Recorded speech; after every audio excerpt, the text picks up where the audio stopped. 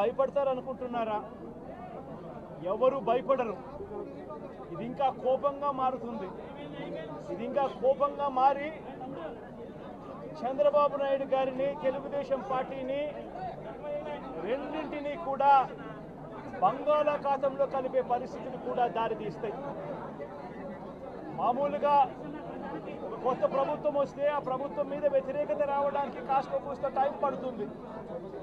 కానీ మొట్టమొదటిసారిగా చూస్తూ ఉన్నాం చంద్రబాబు నాయుడు గారి మీద వ్యతిరేకత అన్నది చాలా ఫాస్ట్గా పెరిగిపోతూ ఉంది.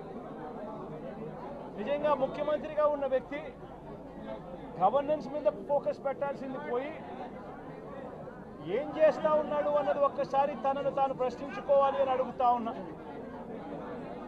ఈరోజు రైతులకు సంబంధించి వ్యవసాయం పూర్తిగా ముమ్మరంగా సాగుతూ ఉన్న పరిస్థితుల్లో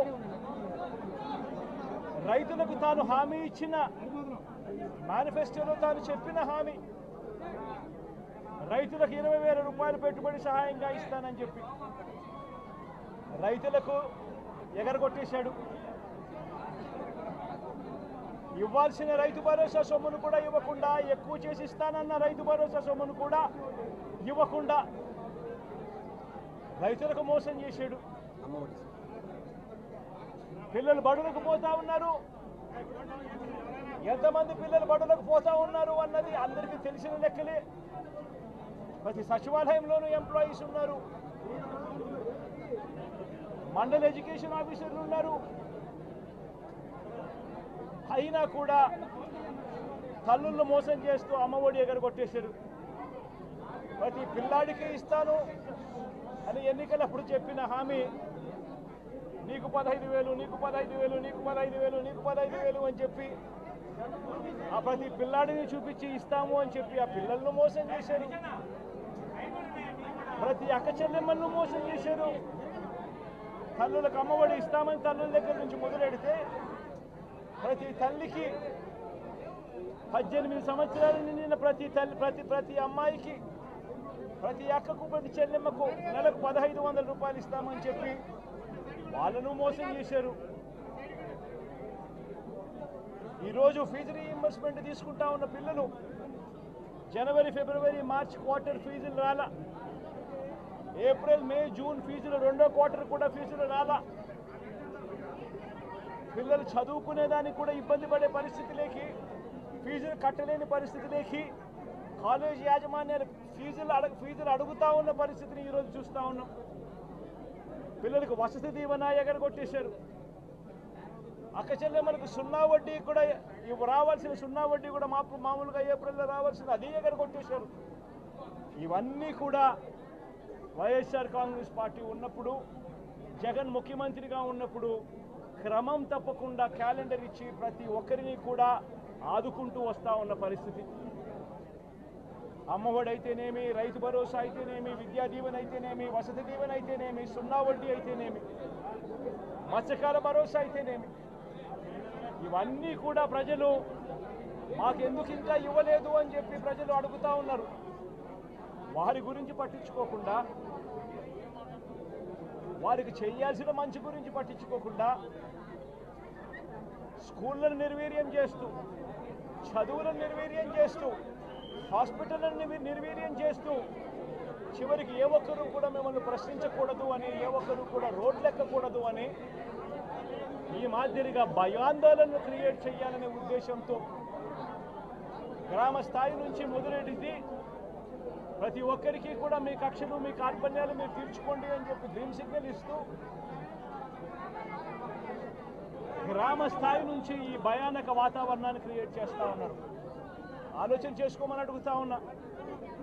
మళ్ళీ చెప్తా ఉన్నా చంద్రబాబు నాయుడు గారికి, మీరు చేస్తూ ఉన్నది తప్పుడు సాంప్రదాయం. ఇది కనుక కొనసాగింది అని అంటే రేపు పొద్దున ఏం జరుగుతుంది అని అంటే, ఈరోజు మీ ప్రభుత్వం ఉంది, చాలా వేగంగా మీ ప్రభుత్వం కూడా తుడిచిపెట్టుకొని పోతుంది. ఆ తర్వాత మళ్ళీ మా ప్రభుత్వం వస్తుంది.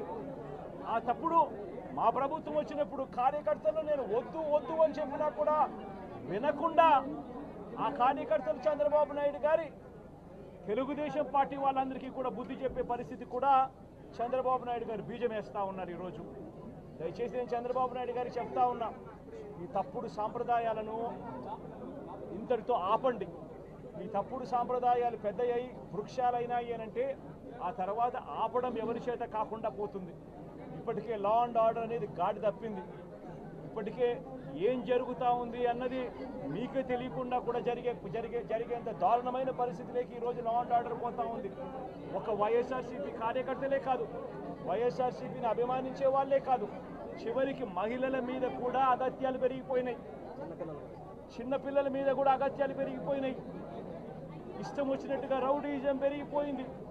ఇష్టం వచ్చినట్టుగా ఎవరికి బుద్ధి పుడితే వాళ్ళు చేస్తూ ఉండే కార్యక్రమాలు జరుగుతూ ఉన్నాయి. లా అండ్ ఆర్డర్ పూర్తిగా గాడి తప్పిన పరిస్థితులు కనిపిస్తూ ఉన్నాయి. ఇప్పటికైనా చెప్తా ఉన్నాను, హెచ్చరిస్తూ ఉన్నాం, మరొక్కసారి కూడా చెప్తా ఉన్నాం. శుక్రవారం ఈ మధ్య కాలంలోనే జరిగిన ఇంకొక ఘటనలో ఏకంగా చంపేసిన ఘటన చూసాం నంద్యాలలో. శుక్రవారం నేను అక్కడికి కూడా పోతా ఉన్నాను. ఆ ఘటనను కూడా ఒకసారి రాష్ట్రం దృష్టికి, దేశం దృష్టికి కూడా తీసుకొని పోయే ప్రయత్నంలో భాగంగా అక్కడికి కూడా వెళ్ళి జరిగిన అగాత్యం, జరిగిన అన్యాయం అక్కడ కూడా హైలైట్ చేసే కార్యక్రమం కూడా చేస్తాం. ఖచ్చితంగా హైకోర్టు తలుపులు తడతాం, అవసరమైతే సుప్రీంకోర్టు తలుపులు కూడా తడతాం. ఇప్పటికే ప్రధాన రాజకీయ పక్షాలన్నింటికీ కూడా రాష్ట్రంలో జరుగుతూ ఉన్న అన్యాయాల గురించి వివరించడం జరిగింది. ఇక హైకోర్టు, సుప్రీంకోర్టు గడపలు కూడా గట్టిగా వాళ్ళ తలుపులు కూడా కొట్టే కార్యక్రమాలు గట్టిగా చేస్తాం.